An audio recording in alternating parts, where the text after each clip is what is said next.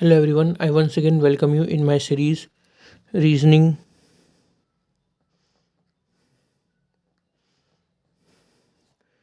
at the rate Ayush Agarwal. आज मैं आपके साथ नया चैप्टर की शुरुआत करूंगा जिसका नाम है क्यूब एंड क्यूबाइड। ये चैप्टर दो भाग में डिवाइड है। पहला है क्यूब, दूसरा है क्यूबाइड। और आज हम इसका पहला भाग करेंगे, वो है क्यूब। क्यूब इसे हम समझते हैं। क्यूब होता क्या है? क्यूब क्या है? क्यूब एक तरह का पासा डाइस होता है जिसकी लेंथ, ब्रेथ एंड जो हाइट होती है वो इक्वल होती है। इक्वल होती है, ठीक है। इसके 6 फेस होते हैं, 6 फेस, 12 कॉर्नर्स, 12 एजेस होती हैं, 12 एजेस एंड 8 कॉर्नर्स होते हैं। मतलब क्या कह रहा हूँ मैं? जैसे क्यूब क्या होता है? क्यूब एक तरह का बॉक्स होता है जिसकी जो लेंथ, ब्रेथ और हाइट है वो सब इक्वल होती हैं। क्या होती हैं? इक्वल। पहली बात तो ये जो लेंथ, ये हमारी, ये ब्रेथ, ये हाइट, ये तीनों इसकी इक्वल हैं। इसके 6 फेस हैं। एक फेस ये है, एक फेस इसके पीछे साइड में, एक ये वाला, एक ये वाला, 4, एक ऊपर एक नीचे बॉटम, 6 फेस है। इसके पास 12 एजेस होती हैं। 12 एजेस मतलब जो दो कॉर्नर को ज्वाइन करती हैं उस लाइन को हम एज बोलते हैं। ये 1, 2, 3, 4, 5, 6, 7, 8, 9, 10, 11 एंड 12। ये हमारी 12 एजेस हैं, ठीक है। कॉर्नर मैंने बताया क्यूब के कितने कॉर्नर होते हैं। इसके 8 कॉर्नर होते हैं। कौन कौन से? एक ये, 1, 2, 3, 4, 5, 6, 7, 8। ये 8 कॉर्नर हो गए, ठीक है। अब हम समझते हैं हमारे पेपर में क्वेश्चन जो बनता है क्यूब के ऊपर वो किस प्रकार का बनता है। मतलब हमसे क्या क्या, कैसे कैसे क्वेश्चन हमसे पूछे जाते हैं, ठीक है। हमने पहले तो समझा कि कॉर्नर एक होता है हमारे। जब भी हम क्यूब और क्यूबाइड की बात करेंगे तो जो हमारा क्यूब चैप्टर, क्यूब पार्ट होगा ना, उसमें एक टर्मिनोलॉजी यूज़ होगी, वो है कॉर्नर क्यूब। कॉर्नर क्यूब्स अभी हमने बात करी वो कितने होते हैं क्यूब में? 1, 2, 3, 4, 5, 6, 7, 8। कितने हो गए? 8। उसके बाद आता है middle cube. Middle cube. Middle cube क्या होते हैं? ये होते हैं जो हमारी, जो एज एज में फॉर्म होते हैं उसे हम मिडल क्यूब बोलते हैं। मतलब जैसे from middle of bigger cube edge. ये जैसे हमारी ये क्यूब है।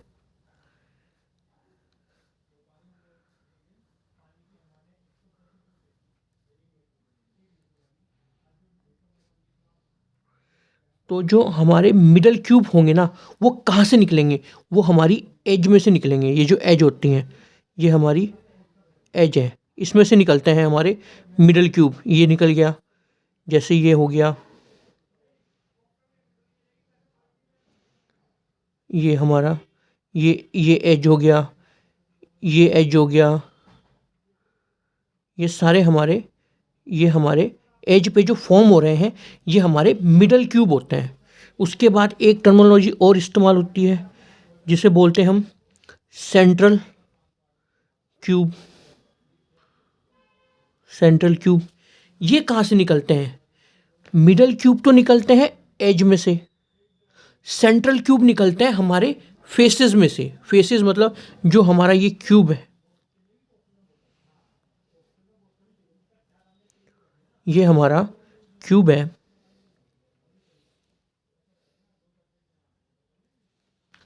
ये हमारा जो क्यूब है, इसके कितने फेस हैं? इसके फेस है 6। क्यूब के हमने पहले बताया, हमने कितने फेस बताए थे? 6 फेस बताए थे। तो जो हमारा सेंट्रल क्यूब होगा ना, जब भी क्यूब से रिलेटेड पेपर में बात होगी सेंट्रल क्यूब के बारे में, तो सेंट्रल क्यूब हमेशा फेस में से निकलता है। कहाँ से निकलता है? फेस में से। ये फेस, ये इसमें से, इसमें से, ये इसमें से, ये सारे जो सेंट्रल क्यूब होता है वो हमारा फेस में से निकलता है। उसके बाद एक टर्मिनोलॉजी और इस्तेमाल होती है जिसे हम बोलते हैं inner central cube. Inner central cube. अब जब भी ये इस्तेमाल होता है तो ये कहाँ से निकलता है? जब हमारा एक बड़ा बिग क्यूब है, कोई क्यूब है, जब हम उसे स्मॉल स्मॉल क्यूब में से काटेंगे तो उसके अंदर एक जो भाग होगा ना क्यूब का, बिल्कुल सेंटर का पार्ट, उसे हम इनर सेंट्रल क्यूब बोलते हैं। क्या बोलते हैं? Inner central cube. कॉर्नर तो हमारे हर क्यूब के कोने में होते हैं। मिडल क्यूब कहाँ से निकलते हैं? वो एज के सेंटर में से निकलते हैं।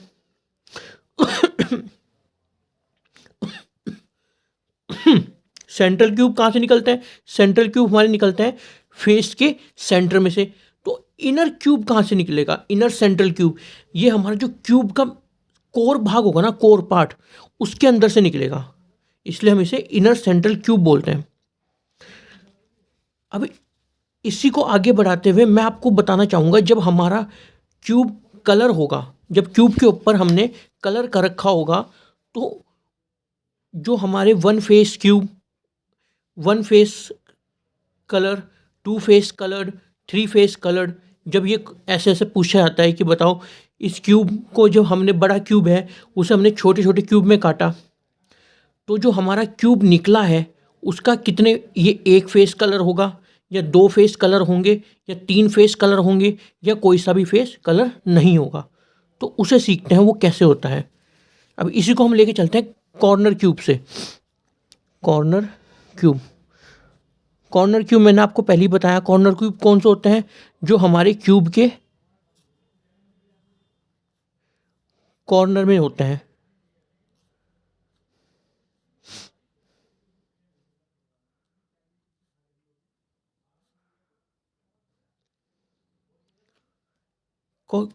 कॉर्नर क्यूब कौन से होते हैं? जो इसके कॉर्नर में होते हैं। हमने पता कर लिया कि ये हमारे 8, हर क्यूब में 8 कॉर्नर क्यूब होंगे। अब हमें ये पता लगाना है कि इस क्यूब को जब हम छोटे भाग में काटेंगे तो उसमें हम, जब हमने इसे कलर कर दिया, इस पूरे को कलर कर दिया और हमने इसे छोटे भाग में काटा, किसमें? छोटे क्यूब में काटा, तो जो वो क्यूब निकला उसके कितने फेस कलर्ड होंगे? कलर्ड होंगे। तो जैसे हमने इसे, इस क्यूब को काटा, तो इसके जो कॉर्नर में जो निकलेगा ना क्यूब, उसके ना 3 फेस हमेशा कलर्ड होते हैं। कौन कौन से? एक तो ये वाला फेस, एक ये वाला, एक इसके जो बॉटम में है, इसके बॉटम में। तो कॉर्नर क्यूब को हम एक और नाम से जानते हैं, 3 फेस कलर्ड। 3 फेस कलर्ड के नाम से भी जानते हैं हम किसे? कॉर्नर क्यूब को।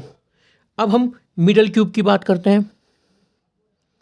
मिडल क्यूब, जिसे हम किस एक और नाम से जानते हैं, कैसे? 2 फेस कलर्ड क्यूब। ये कैसे? मैंने बताया था मिडल क्यूब कहाँ से निकलते हैं? मिडल क्यूब निकलते हैं एज में से। कहाँ से निकलते हैं? हमारी एजेस में से निकलते हैं। और हमें पता है कि हमारी क्यूब में कितनी एज होती हैं? 12 एजेस होती हैं। तो जब ये कलर हमारा क्यूब कलर्ड है, ये पूरा क्यूब किसी एक कलर से कलर्ड किया हुआ है, और मैं इसे काटूंगा छोटे छोटे क्यूब में, तो जो हमारा क्यूब निकलेगा वो क्यूब कितने फेस कलर्ड होगा? ये हमेशा 2 फेस्ड कलर होगा। कैसे? एक तो ये वाला टॉप फेस, दूसरा इसका फ्रंट फेस। इसीलिए हम इसे 2 फेस कलर्ड भी बोलते हैं मिडल क्यूब को। ऐसी होता है सेंट्रल क्यूब। सेंट्रल क्यूब मैंने बताया कहाँ से निकलता है? फेस में से निकलता है। तो हमें पता है जब ये फेस में से निकलता है तो इसका एक सरफेस जो होगा वो कलर्ड होगा, जिसकी वजह से इसे वन सरफेस कलर्ड क्यूब भी कहते हैं। यही कारण है इसे वन सरफेस कलर्ड क्यूब भी कहा जाता है। क्यों? क्योंकि जैसे ये हमारा क्यूब है, ये हमारा क्या है? क्यूब है। इसे हमने कलर्ड कर रखा है। इसे क्या कर रखा है? पूरे को कलर्ड कर रखा है। जब हम इसे कट करेंगे छोटे छोटे क्यूब में, तो जो हमारा क्यूब निकलेगा ना, उसका एक ही सरफेस जो होगा वो कलर्ड होगा, और जो बचे हुए 5 सरफेसेस हैं वो कलरलेस होंगे। वो क्या होंगे? कलरलेस होंगे। ठीक है। ऐसे ही हमारा इनर सेंट्रल क्यूब की बात करते हैं हम। इनर सेंट्रल क्यूब ये क्या होता है? ये हमने बताया, ये हमारे क्यूब का जो कोर भाग होता है, कोर पार्ट होता है, उसमें से निकलते हैं। जब ये कोर पार्ट में से निकलते हैं तो इसे हम क्या बोलते हैं? No surface coloured cube. ठीक है, इसे हम क्या बोलते हैं? No surface coloured cube. अब मैं आपको आगे लेके चलता हूं, जिसमें हम सीखेंगे कि कैसे हम नंबर ऑफ कॉर्नर क्यूब निकालते हैं, कैसे हम मिडल क्यूब निकालते हैं, कैसे हम सेंट्रल क्यूब निकालते हैं, कैसे हम इनर सेंट्रल क्यूब निकालते हैं, नंबर ऑफ देम। ठीक है। अब पहला देखते हैं हम। ये हमारा पहला है कॉर्नर क्यूब। हमें पता है हर क्यूब में कॉर्नर क्यूब कितने होंगे?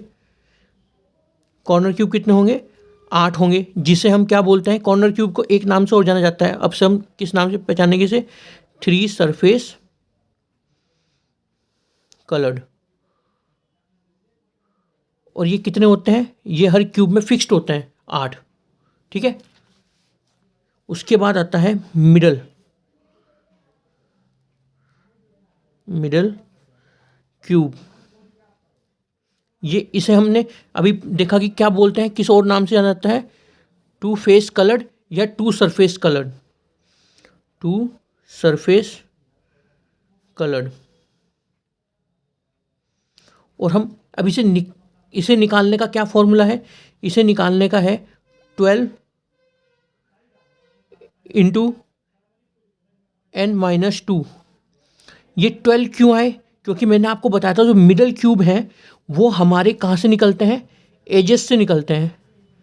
और नंबर ऑफ एजेस कितनी होती है हमारे हर क्यूब में? 12 होती है। तो इसलिए 12 ब्रैकेट n-2। ये n क्या है यहाँ पे? अभी मैं सब बताऊंगा कि n यहाँ पे क्या है। ऐसे ही अब हमारा आएगा सेंट्रल क्यूब, जिसे हम क्या बोलते हैं? एक नाम से और जानते हैं, वन सरफेस कलर्ड।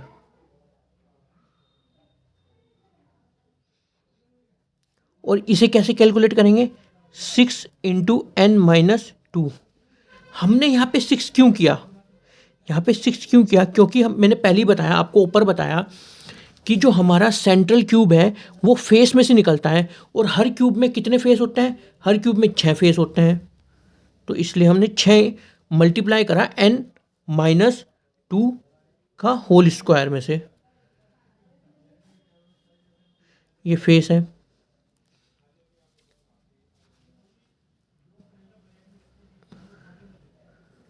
ऐसे ही है अब हमारा, अब number of inner cube, inner central cube, जिसे हम कलरलेस क्यूब भी बोलते हैं। वो कैसे निकलता है, n-2 का होल क्यूब। और अगर एक चीज़ और पूछी जाए आपसे,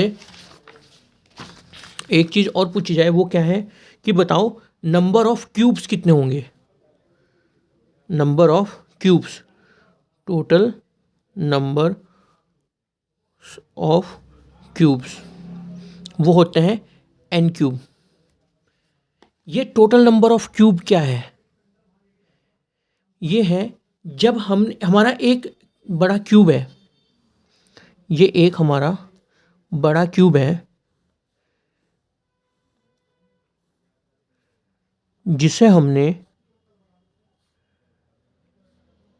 छोटे छोटे पार्ट में काट दिया है, छोटे छोटे पार्ट में काटा है।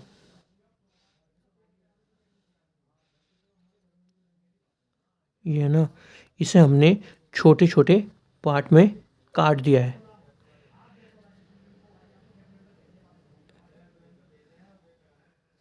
ये इसे हमने छोटे छोटे पार्ट में काट दिया है, ठीक है। तो हमें ये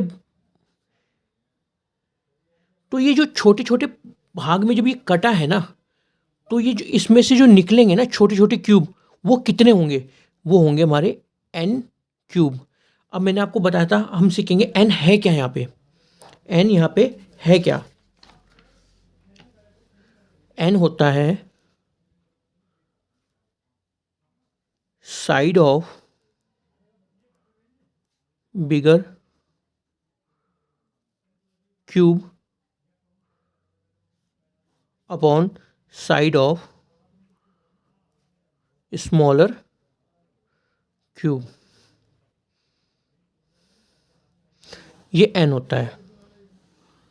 मतलब क्या है कि मेरा एक क्यूब है, क्या है, मेरा जो बड़ा क्यूब है वो 4 सेंटीमीटर लेंथ का है, 4 सेंटीमीटर ब्रेथ का है, 4 सेंटीमीटर हाइट का है। क्यों, हमने पहले ही बताया था कि जो क्यूब होता है उसकी लेंथ, ब्रेथ और हाइट सेम होती है, लेंथ, ब्रेथ और हाइट सेम होती है। और जो मेरा जो जिस क्यूब को मुझे ऑब्टेन करना है बड़े क्यूब को काट के, तो उसकी लेंथ कितनी है, उसकी लेंथ है 2, उसकी लेंथ है 2। तो n की वैल्यू क्या आएगी, बड़े क्यूब की वैल्यू, बड़े क्यूब की लेंथ कितनी थी 4, छोटे कितनी है 2, तो n की वैल्यू आ जाएगी 2, ठीक है।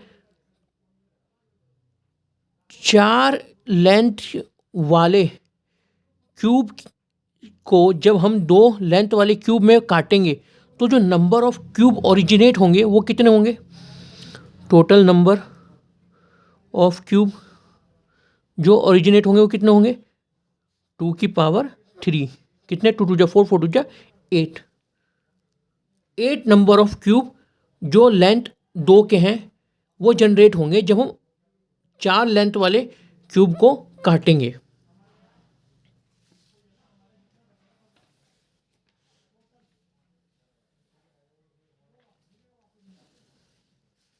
अब हम देखते हैं कि पेपर में क्वेश्चन कैसा बनता है। अब हम पेपर के क्वेश्चन को सॉल्व करते हैं, ठीक है। ये एक क्वेश्चन है, 12 centimetre colored cube is cut into 2 centimeter smaller cubes। मतलब क्या कह रहा है जो हमारे बड़े क्यूब की जो लेंथ है वो हमारी 12 सेंटीमीटर है, साइड लेंथ तो नहीं, साइड बोलेंगे। और जो क्यूब हमें ऑब्टेन करना है उसकी साइड कितनी है, 12। तो एन कैसे, एन की वैल्यू क्या आएगी, एन की वैल्यू क्या आएगी, side of bigger cube upon side of smaller cube. तो क्या आएगा, बड़े क्यूब की साइड कितनी है 12, छोटे की कितनी है 2, तो कितनी आ गई 6। एन की वैल्यू कितनी आ गई, 6 आ गई हमारी। ठीक है, अब इसके ऊपर पेपर में क्वेश्चन कैसे कैसे बने हैं, क्वेश्चन यही है। इसके ऊपर डिफरेंट पार्ट में जब क्वेश्चन आता है वो कैसा आता है, पहला part, how many cubes have 3 surface painted.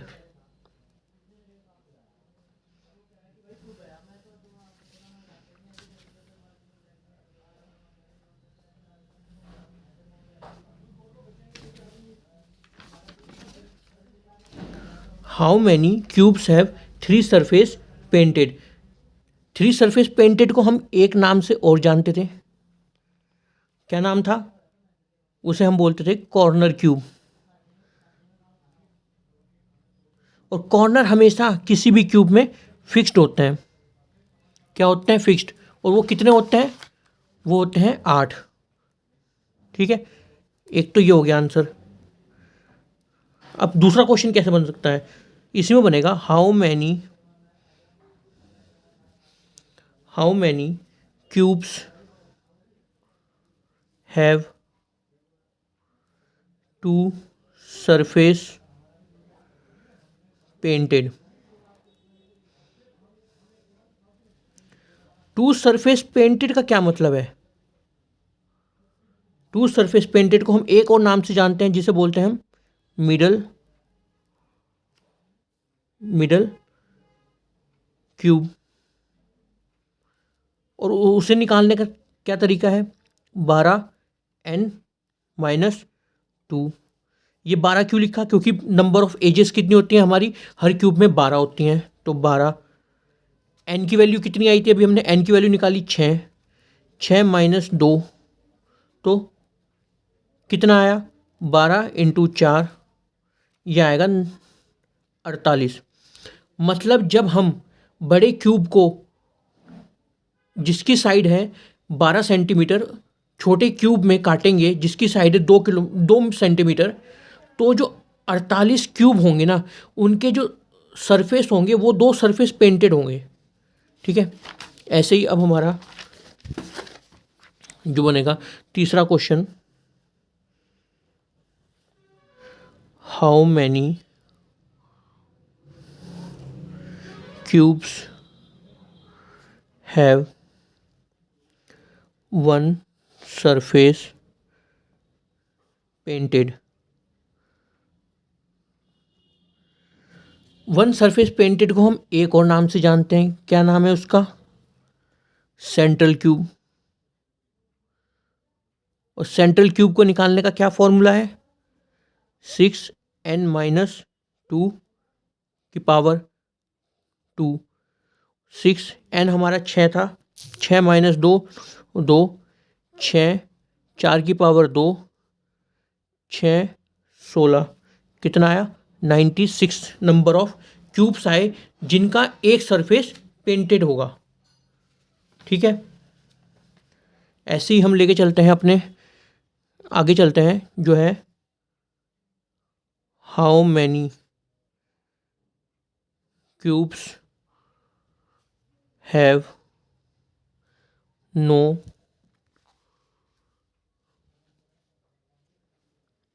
Surface